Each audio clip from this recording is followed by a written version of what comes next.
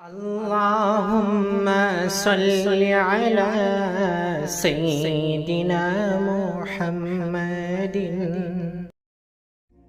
अर्रहमानिर्रहीम।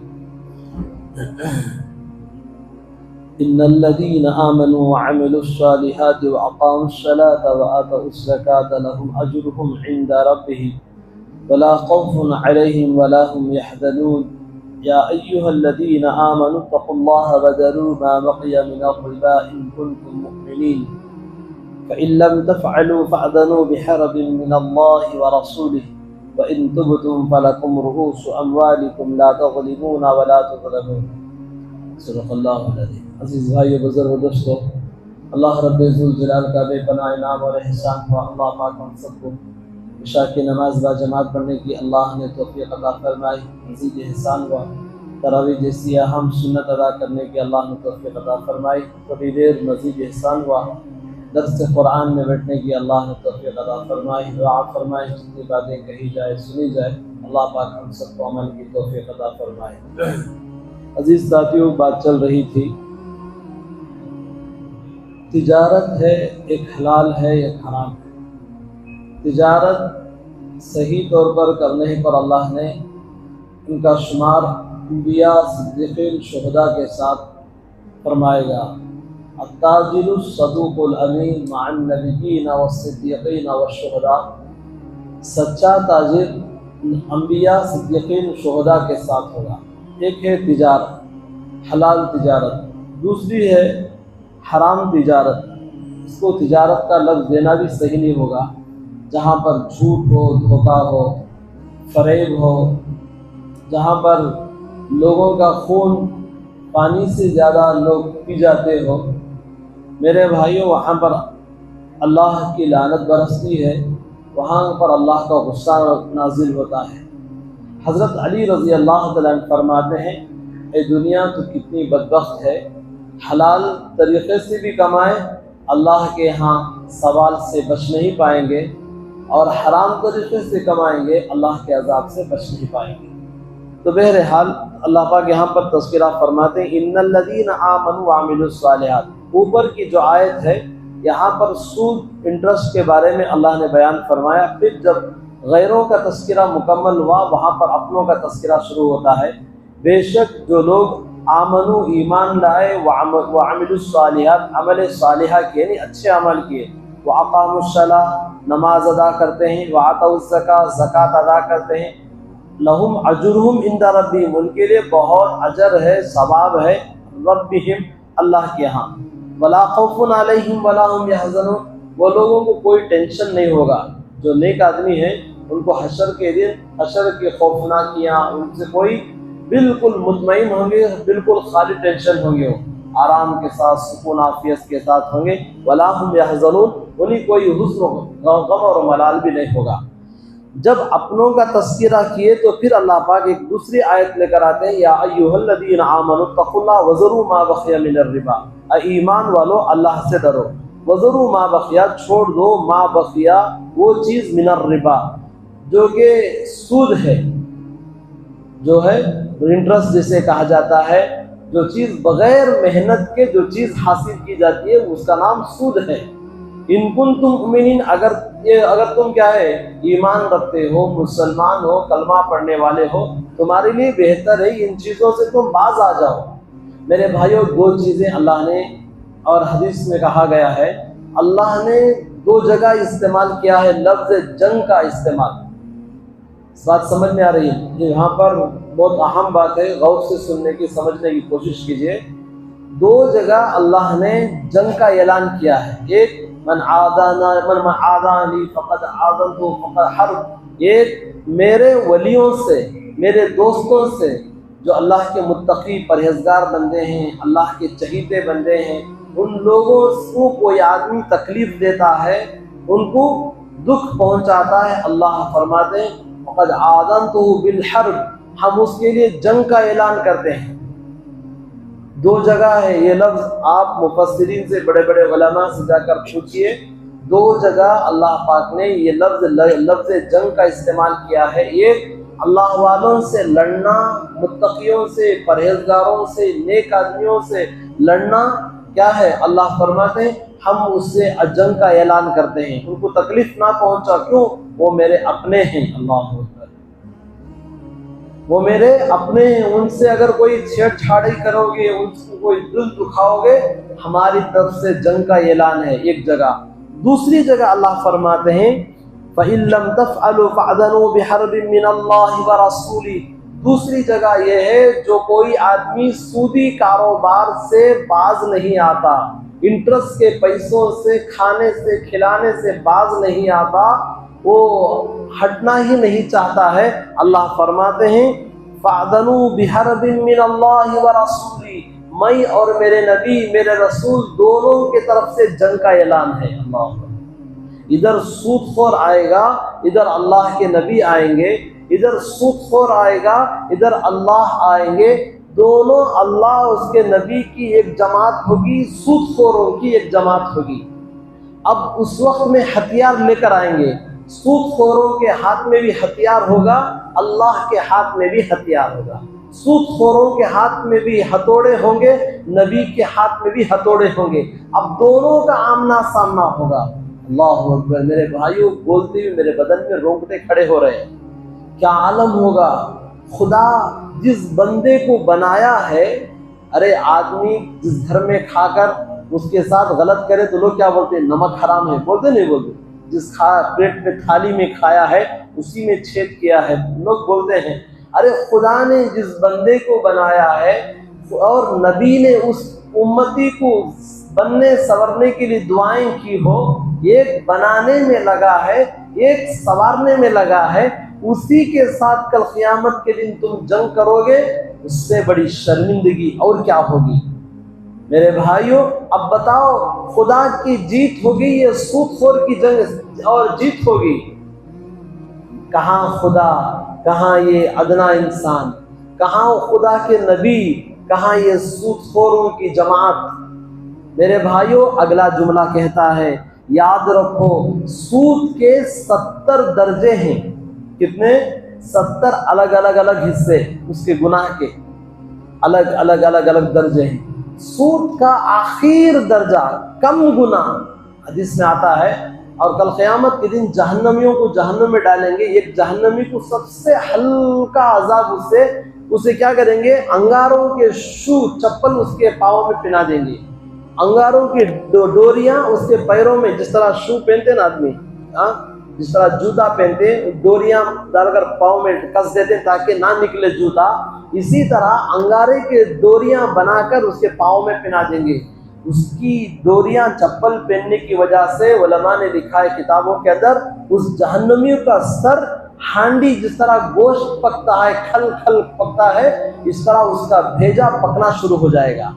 वो जहन्नमी चीख कर पुकार कर रोता होगा, कहता होगा सबसे ज्यादा अजाब मुझी को हो रहा है। उलमा ने लिखा है, अरे बाबा, सबसे हल्का अजाब तुझी को हो रहा है। इसी तरह सूद के 70 दर्जे हैं, आखिर कम दर्जे का गुनाह ये है। मेरे भाइयों, दिल थाम कर सुनो, कल हमने कहा था थोड़ा दिल को गाय थाम कर लेकर आना। आखिर दर्जा, आखिर सूद का 70वां आखिर दर्जा ये है, अपनी सगी माँ से। मेरे भाइयों, मेहराब में बैठकर मैं कह रहा हूँ, बावजू हूँ, कुरान का, खुदा का कुरान मेरे सामने खुला हुआ है, सीधे तरफ मेंबर रसूलुल्लाह है। मेरे भाइयों, कान खोलकर सुनो, सूद खाने वाले, चीटियां चलाने वाले, आज आपको अहद करना होगा, आज के बाद हम ये गुनाह नहीं करेंगे।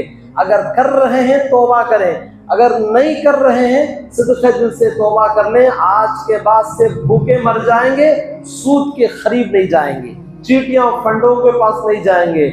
मेरे भाइयों, सूद का आखिर दर्जा प्यारे नबी अलैहिस्सलाम ने फरमाया, अपनी सगी माँ को लेकर, मेरे भाइयों, 36 मरतबा माँ का मुंह काला करने के बराबर। अल्लाह अकबर। माँ के साथ बदकारी करने वाले के क्या है, अल्लाह के नबी अलैहिस्सलाम ने तशबीह दी है। एक और हदीस में कहा गया, कोई आदमी सूद का 1 पैसा, कितने पैसे बोलो?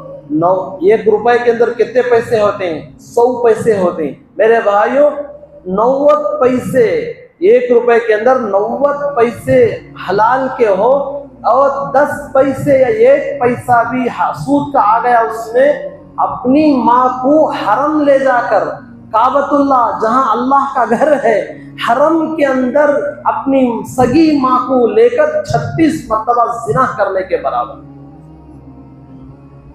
मेरे भाइयों, दिल तड़प जाता है, बदन के क्या है टुकड़े टुकड़े हो जाते हैं। अपनी माँ को कोई हाथ बुरी निगाह से लगाएगा, उसका हाथ शल हो जाएगा, लकवे का शिकार हो जाएगा। क्यों? माँ है। अरे जिसके गोद से हम पैदा हुए हैं, जिसके गोद में हम खेले हैं, उसके सीने का दूध हमने पीकर हमारी हड्डियां, हमारे जोड़ों में ताकत आई है, हमारे आंखों में बिनाई आई है, हमें चलने बोलने की कुव्वत आई है। सूद खाने वाला उसी सगी माँ से मुंह काला करने के बराबर। अब बताओ मेरे भाइयों, इतना दर्दनाक कुरान पाक के अंदर अहम वाक़यात बोलने के बावजूद हम सूदी कारोबार से बाज ना आए।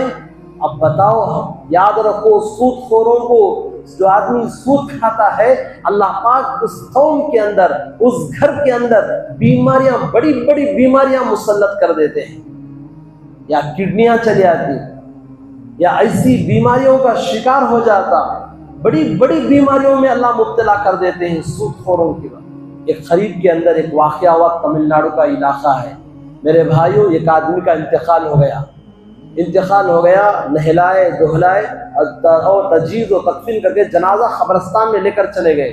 मेरे भाइयों, 100% सही वाक़या है, मैं गांव का नाम नहीं बोलूँगा। कब्रिस्तान लेकर गए, जनाजा रखा, अब कब्र के अंदर मुर्दे को उतारना। मेरे भाइयों, अभी उतारने को रखने को देखे तो क्या, खबर के अंदर एक ऐसा काला सांप, एक ऐसा खौफनाक सांप उस खबर के अंदर था। पूरे गांव वाले देखे, जितना आदमी जनाजे में गए थे पूरे लोग देखे वो काले सांप को। लकड़ी से हटाए, आवाज के, वो सांप हलने का नाम नहीं ले रहा है। बैठकर उलमा बैठकर गौर व फिक्र के क्या करें, आखिरकार नहीं, कितना भी करो, या तो पत्थर से मारो या लकड़ी से ढक लो, बिल्कुल हलने का नाम नहीं ले रहा है सांप। खड़े होकर उलमा खड़े कर दुआ मांगने लगे, अल्लाह रिसवाई है, जमाना देखेगा, पूरे लोग बोलेंगे इसके खबर में सांप था, हम कैसे इसको डालेंगे, आंखों के सामने कैसे डालकर आए। मालिक, ये आपका आखिरत का मामला है, थोड़ी देर के लिए इस अजाब को हटा दीजिए। मेरे भाइयों, अभी दुआ करके मुंह पर हाथ फेरना था, वो सांप सीधा ऊपर आ गया। जैसे ही ऊपर आना था, पूरे लोग इधर आ गए। अरे डरते नहीं डरते, पूरे लोग इधर आ गए। अभी उसके बाद फौरन उठा को उस मौते को खबर में रखना था, अभी मट्ठी भी नहीं डाले थे मेरे भाइयों, सीधा वो सांप फिर खबर के अंदर चला गया, मुर्दे से लिपट गया। मट्ठी डालकर जल्दी जल्दी करके खबर बंद करके वापस आ गए। बाद में लोगों से पूछा, उस घर से जिस घर में मौता हो गया था, जाकर पूछा उन घर वालों से, बताओ तुम्हारे शोहर का क्या कसूर था, कौन सी ऐसी गलती थी जिसकी पादाश में पूरा जमाना देख रहा था तुम्हारे शोहर के कब्र में काला सांप मुसल्लत हो चुका है। ऐसा दर्दनाक सांप आज तक हमने अपने आंखों से देखा नहीं। ऐसे सांप को तुम्हारे खबर मरहूम शोहर के कब्र में मुसल्लत होते हुए, लिपटते हुए हमने देखकर आया है। घरवाली कहने लगी, मेरे भाइयों, उनकी बीवी बोलने लगी, मेरा शोहर सूदखोर था। मेरा शोहर क्या था? सूद खाता था, इंटरेस्ट के पैसे खाता था, जिसकी वजह से अल्लाह पाक उसके खबर में, दुनिया ही में अल्लाह पाक लोगों को बता दिया खबर के अंदर क्या अजाब होगा। मेरे भाइयों, इसीलिए अल्लाह का वास्ता देकर कहता हूँ, आप लोग भी क्या है, कई लोग दुकानों में छोटी छोटी किताबें रखे होते हैं। मेरे भाइयों, क्या करो, अपना पैसा अपने पास रखो या बैंकों में जमा दो। बैंक में भी अगर रखेंगे वहां पर भी थोड़ा थोड़ा पैसा आएगा, लेकिन वो हिसाब करके, थोड़ी देर के लिए हिसाब करके वो कुछ पैसा बिल्कुल कम आएगा। वो इंटरेस्ट का पैसा किसी को बगैर क्या है सवाब के दे दीजिए, लेकिन चीटियों को, फंडों पर अपनी निगाह मत डालिए और सूदी कारोबार के बिल्कुल कोसों दूर रहिए। भूख से मर जाओ, लेकिन मेरे भाइयों, क्यों? शराब से बदतर गुनाह सूद का है। जिना से बदतर, किसी औरत का मुंह काला करने से बदतर गुनाह सूदी कारोबार है। मेरे भाइयों, जब अल्लाह उसके रसूल के लिए लड़ने के लिए जाना है तो उससे बड़ा गुनाह और क्या होगा। मालिक से, जिस मालिक ने हमें रोटी दी है, जो मालिक ने हमें चलने, अकल, बोलने, करने की ताकत दी है, उसी खुदा के साथ लड़ाई करोगे? नहीं बाबा, हरगिज नहीं। अल्लाह का वास्ता देकर कहता हूँ, आप लोग माशाल्लाह, आप जहाँ जितने बैठे हैं कोई इस चीज में नहीं होंगे। अगर आपने भी कोई चीज कदम उठा दिया है, आपको मालूम, अल्लाह को मालूम है। अल्लाह के घर में बैठे हो, सिद्क़ दिल से तौबा कर लो, या अल्लाह मालूम नहीं था, आज के बाद से कभी इन चीजों पर मैं नहीं जाऊंगा। अगर सच्चे दिल से तौबा कर ले, अल्लाह माफ कर देगा। अगर बाज नहीं आएंगे, दुनिया में तो जलील और रिस्वा होंगे, आखिरत में खुदा के अजाब से बच नहीं पाओगे, हरगिज बच नहीं पाओगे। इसीलिए मेरे भाइयों, दुआ फरमाएं, जितनी बातें कही गई सुनी गई, अल्लाह हम सबको अमल की तौफीक अता फरमाए। हमारे समाज से, हमारे पूरे इलाके से अल्लाह सूदी कारोबार को ख़त्म फरमा दे। ये मनहूस नहूसत वाला अमल अल्लाह से, अल्लाह पाक से दुआ करें, पूरे हमारे कर्नाटक क्या पूरे मुल्क से, समाज से अल्लाह इस नहूसत को ख़त्म फरमा दे। अल्लाह इनको सच्ची तौबा की तौफीक अता फरमाए।